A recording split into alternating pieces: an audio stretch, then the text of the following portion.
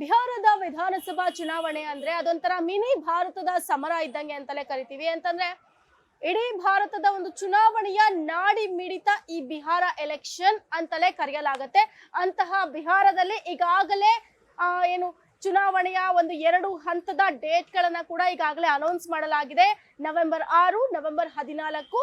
ಇನ್ನೇನು ಈ ಒಂದು ಡೇಟ್ ಅನ್ನ ಅನೌನ್ಸ್ ಮಾಡಿದಾದ ನಂತರದಲ್ಲಿ ಅಲ್ಲಿ ಈಗ ಪ್ರಮುಖವಾಗಿ ಟಕ್ಕರ್ ಇರುವಂತಹದ್ದು NDA ಹಾಗೂ INDIA ಮೈತ್ರಿಕೂಟ. NDA ಮೈತ್ರಿಕೂಟ ನಾವು ನೋಡುವಂತಹದ್ದಾದ್ರೆ ಪ್ರಮುಖವಾಗಿ ನಿತೀಶ್ ಕುಮಾರ್ ಅವರ ಪಾರ್ಟಿ ಇರುವಂತಹದ್ದು, ಜೊತೆಗೆ ಬಿಜೆಪಿ ಇರುವಂತಹದ್ದು. ಈತ ನಾವು INDA ಅಂದ್ರೆ ಮಹಾಗಠಬಂಧನಲ್ಲಿ ನೋಡುವಂತಹದ್ದಾದ್ರೆ RJD ಇರ್ಬೋದು, ಅಂದ್ರೆ ಲಾಲು ಪ್ರಸಾದ್ ಯಾದವ್ ಅವರು ಮುಖ್ಯಸ್ಥಿಕೆ ವಹಿಸಿರುವಂತಹ ಒಂದು ಪಕ್ಷ ಇರ್ಬೋದು, ಅದ್ರ ಜೊತೆಗೆ ಒಂದು VIP ಪಾರ್ಟಿ ಇರ್ಬೋದು. ಹೀಗೆ ಸಾಕಷ್ಟು ಪಾರ್ಟಿಗಳು ಅಲ್ಲಿ ಕೂಡ ಇರುವಂತಹದ್ದು. ಒಂದ್ ರೀತಿ NDA ಹಾಗೂ INDA ನಡುವಿನ ಒಂದು ಟಕ್ ಆಫ್ ವಾರ್ ಇದು ಅಂತಲೇ ಹೇಳ್ಬೋದು. ಈ ಒಂದು ಚುನಾವಣೆಯನ್ನ ಇಷ್ಟು ದಿನಗಳ ಕಾಲ ಒಂದಷ್ಟು ಜಟಾಪಟಿಗಳು ಕೂಡ ಇರುತ್ತೆ. INDA ಮೈತ್ರಿಕೂಟ ಇರ್ಬೋದು ಅಥವಾ NDA ಮೈತ್ರಿಕೂಟ ಇರ್ಬೋದು. NDA ಮೈತ್ರಿಕೂಟ ಆರಂಭದಿಂದ ಇಲ್ಲಿಯವರೆಗೂ ಕೂಡ ಒಂದ್ ರೀತಿ ಸಸ್ಪೆನ್ಸ್ ಅನ್ನ ಮೇಂಟೈನ್ ಮಾಡ್ಕೊಂಡು ಬಂದಿದೆ. ಅಂದ್ರೆ CM ಅಭ್ಯರ್ಥಿ ಯಾರು ಅಂತ ಮೇಲ್ನೋಟಕ್ಕೆ ನಾವು ಅಂದಾಜ್ ಹಾಕೋದಾದ್ರೆ ಅಥವಾ ಗೆಸ್ ಮಾಡೋದಾದ್ರೆ ನಿತೀಶ್ ಕುಮಾರ್ ಅವರು ಮತ್ತೆ, ಯಾಕಂದ್ರೆ ಕಳೆದ 20 ವರ್ಷಗಳಿಂದ ಬಿಹಾರದ ಒಂದು ಆಧಿಪತ್ಯವನ್ನ ಸ್ಥಾಪಿಸಿರುವಂತಹದ್ದು, ಅಂದ್ರೆ ಬಿಹಾರದಲ್ಲಿ ಅಧಿಕಾರವನ್ನ ನಡೆಸ್ಕೊಂಡು ಬರ್ತಾ ಇರುವಂತಹದ್ದು ನಿತೀಶ್ ಕುಮಾರ್ ಅವರು. ಆದ್ರೆ ನಿತೀಶ್ ಕುಮಾರ್ ಅವರು ಪಕ್ಷಾಂತರಿ ಅಂತಂದ್ರೆ ಈ ಪಕ್ಷದಿಂದ ಆ ಪಕ್ಷಕ್ಕೆ, ಆ ಪಕ್ಷದಿಂದ ಈ ಪಕ್ಷಕ್ಕೆ, ಅಂದ್ರೆ ಒಂದ್ಸಲ NDAದಲ್ಲಿ ಇರ್ತಾರೆ, ಮತ್ತೊಂದ್ಸಲ NDA ಮೈತ್ರಿಕೂಟದ ಒಂದು ವಿರುದ್ಧ ಪಕ್ಷಗಳೇನಿರ್ತಾರೆ ಅವ್ರ ಜೊತೆ ಒಂದು ದೋಸ್ತಿಯನ್ನ ಮಾಡ್ಕೊಂಡು ಒಟ್ಟಲ್ಲಿ ಅಧಿಕಾರಕ್ಕೆ ಬರ್ತಾರೆ. ಸೊ ಈ ರೀತಿ ನಿತೀಶ್ ಕುಮಾರ್ ಅವರು ಒಂದ್ ರೀತಿ ಪಕ್ಷಾಂತರಿ ನಾಯಕ ಅಂತಾನೆ ಅಲ್ಲಿ ಫೇಮಸ್ ಆಗ್ಬಿಟ್ಟಿದ್ದಾರೆ. 20 ವರ್ಷಗಳಿಂದ ಅವರೇ ಅಧಿಕಾರದಲ್ಲಿ ಇರುವಂತಹದ್ದು ಕೂಡ. ಆದ್ರೆ ಈಗ ನಿತೀಶ್ ಕುಮಾರ್ಗೆ ನೆಕ್ ಟು ನೆಕ್ ಒಂದ್ ರೀತಿ ದೊಡ್ಡ ಮಟ್ಟದಲ್ಲಿ ಫೈಟ್ ಕೊಡಬಲ್ಲವಂತಹ ಒಂದು ಕ್ಯಾಂಡಿಡೇಟ್ ನ ಈಗ ಮಹಾಗಠಬಂಧನ್ ಅನೌನ್ಸ್ ಮಾಡಿದೆ. ಲಾಲು ಪ್ರಸಾದ್ ಯಾದವ್ ಅವರ ಪುತ್ರ ತೇಜಸ್ವಿ ಯಾದವ್ ಅನ್ನ ಅಧಿಕೃತವಾಗಿ ಮಹಾಗಠಬಂಧನ್ನ ಮುಖ್ಯಮಂತ್ರಿ ಅಭ್ಯರ್ಥಿ ಅಂತ ಈಗ ಘೋಷಣೆ ಮಾಡಲಾಗಿದೆ. ಸೊ ತೇಜಸ್ವಿ ಯಾದವ್ನ ಮೊದಲಿಗೆ ಮುಖ್ಯಮಂತ್ರಿ ಕ್ಯಾಂಡಿಡೇಟ್ ಅಂತ ಘೋಷಣೆ ಮಾಡೋದಕ್ಕಿಂತ ಮುಂಚೆ ಮಹಾಗಠಬಂಧನಲ್ಲಿ ಎಲ್ಲೋ ಒಂದ್ ಕಡೆ ಬಿರುಕು ಮೂಡುತ್ತಾ ಅಥವಾ ಎಲ್ಲೋ ಒಂದ್ ಕಡೆ ಭಿನ್ನಾಭಿಪ್ರಾಯಗಳು ಸ್ಫೋಟವಾಗತ್ತಾ, ಇದೆಲ್ಲ ಸವಾಲುಗಳು ಕೂಡ ಎದ್ದಿರತ್ತೆ. ಸೊ ಈ ಎಲ್ಲಾ ಸವಾಲುಗಳನ್ನ ಸಾಲ್ವ್ ಮಾಡಿದ್ ಹೇಗೆ ಹೈಕಮಾಂಡ್ ಅನ್ನೋದನ್ನ ಅದು ನೆಕ್ಸ್ಟ್ ಮತ್ತೆ ಯಾವತ್ತನ ಹೇಳ್ತೀನಿ. ಆದ್ರೆ ಈಗ ಹೇಗೆ ಈ INDA ಮೈತ್ರಿಕೂಟದಲ್ಲಿ ಬಿರುಕು ಬಾರದಂತೆ ಒಂದು ಮುಖ್ಯಮಂತ್ರಿ ಕ್ಯಾಂಡಿಡೇಟ್ ನ ಅನೌನ್ಸ್ ಮಾಡಲಾಯ್ತು ಅನ್ನೋದಂತ ನಾವು ನೋಡೋದಾದ್ರೆ ಕಾಂಗ್ರೆಸ್ನ ಹೈಕಮಾಂಡ್ ಅಶೋಕ್ ಗೆಹ್ಲೋಟ್ ಅವರನ್ನ ಕಳಿಸಿಕೊಡುತ್ತೆ ಅಲ್ಲಿಗೆ, ಅಂದ್ರೆ ಪಾಟ್ನಾಗೆ ಕಳಿಸಿಕೊಡುತ್ತೆ ಈ ಒಂದು ಸಮಸ್ಯೆನ ಬಗೆಹರಿಸೋದಕ್ಕೆ. ಸೊ ಅಶೋಕ್ ಗೆಹ್ಲೋಟ್ ಅವರು ಹೋಗಿ ಲಾಲು ಪ್ರಸಾದ್ ಯಾದವ್ ಅವರ ಜೊತೆಗೆ, ತೇಜಸ್ವಿ ಯಾದವ್ ಅವರ ಜೊತೆಗೆ ಹಾಗೂ ಇತರೆ ಮಹಾಗಠಬಂಧನ್ ಪಕ್ಷದ ಎಲ್ಲಾ ಒಂದು ಅಥವಾ ಎಲ್ಲಾ ಒಂದು ಏನು ಕ್ಯಾಂಡಿಡೇಟ್ಸ್ ಅಂದ್ರೆ ಕ್ಯಾಂಡಿಡೇಟ್ ರೇಸ್ ಅಲ್ಲಿ ಇರ್ತಾರೆ ಅಂತವ್ರನ್ನು ಕೂಡ ಕೂರಿಸ್ಕೊಂಡು ಮಾತಾಡ್ತಾರೆ. ಇದ್ರ ಬಗ್ಗೆ ಎಲ್ಲಾ ಪ್ರಮುಖ ಪಕ್ಷಗಳ ಪ್ರಮುಖರ ಜೊತೆ ಮಾತನಾಡಿ ಒಂದು ಒಮ್ಮತದ ಒಂದು ನಿರ್ಧಾರವನ್ನ ಈಗ ಕೈಗೊಂಡು ಇವತ್ತು ಜಂಟಿ ಸುದ್ದಿಗೋಷ್ಠಿಯನ್ನ ನಡೆಸ್ತಾರೆ ಅಶೋಕ್ ಗೆಹ್ಲೋಟ್ ಅವರು ಮತ್ತೆ ತೇಜಸ್ವಿ ಯಾದವ್ ಕೂಡ ಈ ಒಂದು ಪ್ರೆಸ್ ಮೀಟ್ ಅಲ್ಲಿ ಇರ್ತಾರೆ. ಈ ಒಂದು ಸಂದರ್ಭದಲ್ಲಿ ಮಹಾಗಠಬಂಧನ್ನ ಬಿಹಾರದ ಎಲೆಕ್ಷನ್ ನಲ್ಲಿ ಮುಖ್ಯಮಂತ್ರಿ ಕ್ಯಾಂಡಿಡೇಟ್ ಅಂದ್ರೆ face of the CM face ಅಂತ ಏನ್ ಕರಿತೀವಿ ಅಂತವ್ರನ್ನ ಸೆಲೆಕ್ಟ್ ಮಾಡಿದೀವಿ ಅಂತ ಘೋಷಣೆಯನ್ನ ಮಾಡ್ತಾರೆ. ಸೊ ತೇಜಸ್ವಿ ಯಾದವ್ ಅವರನ್ನ ಹೆಸರನ್ನ ಹೇಳ್ತಾರೆ.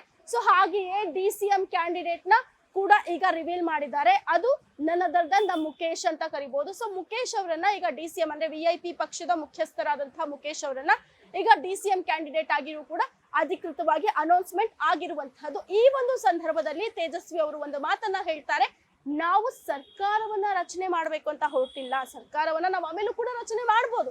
ನಮ್ಮ ಉದ್ದೇಶ ಬಿಹಾರವನ್ನ ರೀಬಿಲ್ಡ್ ಮಾಡುವಂತಹದ್ದು ಹಾಗೂ ಬಿಹಾರದ ಅಭಿವೃದ್ಧಿಗೆ ತಡೆಯಾಗ್ತಿರುವಂತಹ BJP ಹಾಗೂ ಅದರ ಜೊತೆಗಿನ ಒಂದಷ್ಟು ಶಕ್ತಿಗಳನ್ನ ನಾವು ತಡಿಬೇಕು, ಅವರ ಒಂದು ಆಧಿಪತ್ಯವನ್ನ ನಾವು ಎಂಡ್ ಮಾಡಬೇಕು, ಬಿಹಾರವನ್ನ ರೀಬಿಲ್ಡ್ ಮಾಡಬೇಕು, ಇದು ನಮ್ಮ ಗುರಿ ಅಂತ ತೇಜಸ್ವಿ ಯಾದವ್ ಅವರು ಹೇಳಿರುವಂತಹದ್ದು. ಸೊ ಜೊತೆಗೆ ಈ ಕಡೆ ನಾವು ಮತ್ತೊಂದು ವಿಚಾರವನ್ನ ಗಮನಿಸೋದಾದ್ರೆ ಏನು ಅಶೋಕ್ ಗೆಹ್ಲೋಟ್ ಅವರು ಕೂಡ ಒಂದು ಪ್ರಶ್ನೆಯನ್ನ ಮಾಡ್ತಾರೆ NDA ಮೈತ್ರಿಕೂಟ ಇರಬಹುದು ಅಥವಾ ಕೇಂದ್ರ ಗೃಹ ಸಚಿವ ಅಮಿತ್ ಶಾ ಅವರಿಗೆ.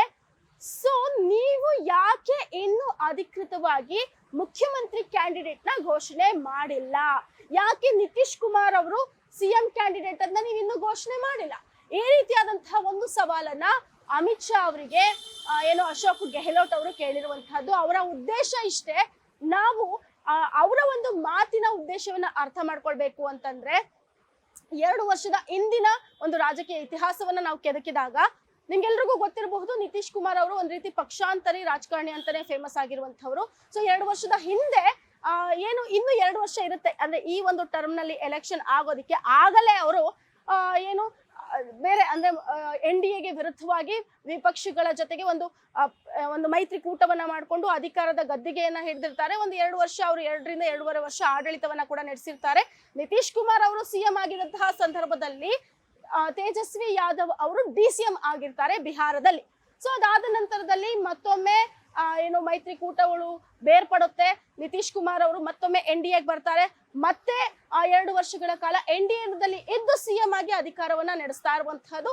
ಹೀಗಾಗಿ ನಿತೀಶ್ ಕುಮಾರ್ ಅವರು ಅಲ್ಲಿ ಪಕ್ಷಾಂತರಿ ಅನ್ನುವಂತಹ ಒಂದು ಟೈಟಲ್ ಮತ್ತೊಮ್ಮೆ ಸಾಬೀತಾಗಿರುತ್ತೆ. ಜೊತೆಗೆ ನಿತೀಶ್ ಕುಮಾರ್ ಅವರನ್ನ ಯಾಕೆ ಇಲ್ಲಿ ಏನ್ ಮಾಡ್ತಾ ಇದ್ದಾರೆ, ಏನು ತೇಜಸ್ವಿ ಯಾದವ್ ಅನ್ನುವಂಥದ್ದನ್ನ ನಾವು ನೋಡುವಂತಹದ್ದಾದ್ರೆ ಅಥವಾ ಅಶೋಕ್ ಗೆಹ್ಲೋಟ್ ಅವರು ಅಂತ ನಾವು ನೋಡುವುದಾದ್ರೆ, ಅಲ್ಟಿಮೇಟ್ಲಿ ನಿತೀಶ್ ಕುಮಾರ್ ಅವರಿಗೆ ಬೇಕಿರುವಂತಹದ್ದು ಅಧಿಕಾರ. ಯಾಕಂದ್ರೆ 20 ವರ್ಷಗಳಿಂದ ಅವರು ಯಾಕೆ ಪಾರ್ಟಿ ಟು ಪಾರ್ಟಿ ಜಂಪ್ ಮಾಡ್ತಿದ್ದಾರೆ ಅಂದ್ರೆ ಅದೇ ರೀಸನ್, ಅವ್ರಿಗೆ ಅಧಿಕಾರ ಬೇಕಿರುವಂತಹದ್ದು.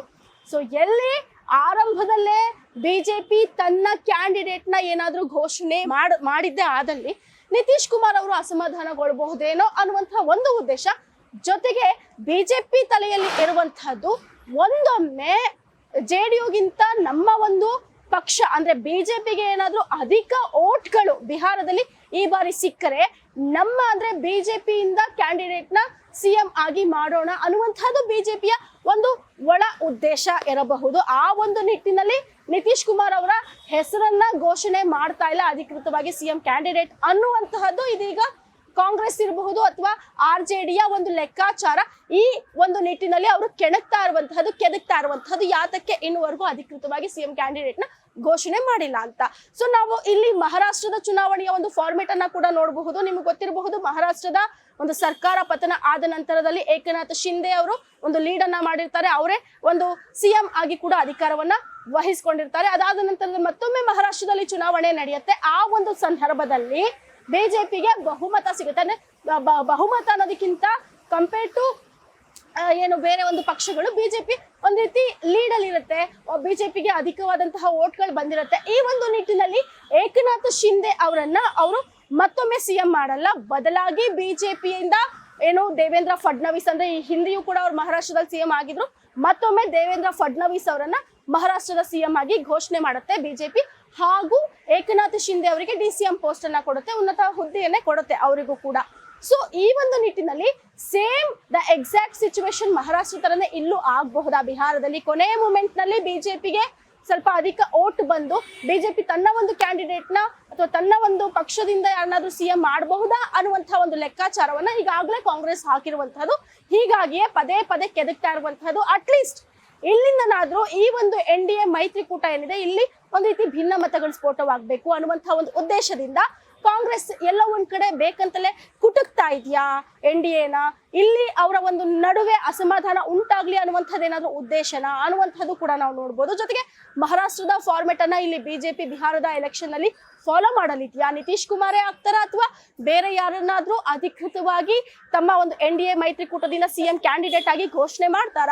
ಹಾಗೆ ಮಾಡಿದಂತಹ ಸಂದರ್ಭದಲ್ಲಿ ನಿತೀಶ್ ಕುಮಾರಿಗೆ ಉನ್ನತ ಹುದ್ದೆಯನ್ನ ಕೊಡ್ತಾರೆ ಆ ಒಂದು ಸರ್ಕಾರದಲ್ಲಿ ಅನ್ನುವಂತಹ ಒಂದು ಲೆಕ್ಕಾಚಾರವೂ ಕೂಡ ಈಗ ಇರುವಂತಹದ್ದು. ಸದ್ಯಕ್ಕೆ ಬಿಹಾರದ ಎಲೆಕ್ಷನ್ ಈಗ ಕಾಂಗ್ರೆಸ್ನ ಅಂದ್ರೆ ಏನು ಮಹಾಗಠಬಂಧನ್ನಿಂದ ಅಧಿಕೃತವಾಗಿ CM ಕ್ಯಾಂಡಿಡೇಟ್ ನ ಘೋಷಣೆ ಮಾಡಿದ ನಂತರದಲ್ಲಿ ಸಿಕ್ಕಾಪಟ್ಟೆ ಲೆಕ್ಕಾಚಾರಗಳು ತಲೆ ಕೆಳಗಾಗ್ತಿದೆ ಅಥವಾ ಒಂದ್ ರೀತಿ ಬೇರೆಯ ದಿಕ್ಕಿನಲ್ಲಿ ಈಗಾಗಲೇ ಸಾಕ್ತಾ ಇರುವಂತಹದ್ದು ಬಿಹಾರದ ಎಲೆಕ್ಷನ್ ಅಂತ ಹೇಳ್ಬೋದು. ಯಾಕಂತಂದ್ರೆ ತೇಜಸ್ವಿ ಯಾದವ್ ಅವರನ್ನ CM ಕ್ಯಾಂಡಿಡೇಟ್ ಅಂತ ಘೋಷಣೆ ಮಾಡಿರುವಂತಹದ್ದು ಎಲ್ಲೋ ಒಂದು ಲೆಕ್ಕಾಚಾರದಲ್ಲಿ ನೋಡೋದಾದ್ರೆ ಮಹಾಗಠಬಂಧನ್ಗೆ ಇದು ಎಲ್ಲೋ ಒಂದ್ ಕಡೆ ಪ್ಲಸ್ ಪಾಯಿಂಟ್ ಆಗುತ್ತಾ. ಒಂದು ಅವರು ಯೂತ್ ನ ಫೇಸ್ ಅಂತ ಕರೀತಾರೆ, ಜೊತೆಗೆ ಅಲ್ಲಿನ ಒಂದು ಯಾದವ ಸಮುದಾಯ ಏನಂತೀವಿ ಅವರ ಒಂದು ಪ್ರಾಬಲ್ಯ ಜಾಸ್ತಿ ಆಗಿರೋದ್ರಿಂದ ಎಲ್ಲೋ ಒಂದ್ ಕಡೆ ಇದು ಅವರಿಗೆ ಪ್ಲಸ್ ಆಗುತ್ತಾ.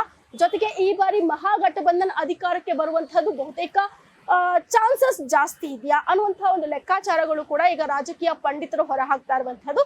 ಸೊ ಬಿಹಾರದ ಎಲೆಕ್ಷನ್ ನಲ್ಲಿ ಮುಂದೆ ಇನ್ನು ಯಾವೆಲ್ಲ ರೀತಿಯಲ್ಲಿ ತಿರುವುಗಳು ಪಡೆಯುತ್ತೆ ಅಥವಾ ಹಾವು ಏಣಿ ಆಟ, ಹಗ್ಗ ಜಗ್ಗಾಟ, ಕೆಸರೆರ ಚಾಟ ಇದೆಲ್ಲ ಯಾವ ರೀತಿ ಇರುತ್ತೆ ಅನ್ನೋದನ್ನ ಮುಂದಿನ ದಿನಗಳಲ್ಲಿ ಮತ್ತಷ್ಟು ಹೇಳ್ತಾ ಹೋಗ್ತೀವಿ. ಗ್ಯಾರಂಟಿ ನ್ಯೂಸ್, ಸುದ್ದಿ ಖಚಿತ, ನ್ಯಾಯ ನಿಶ್ಚಿತ.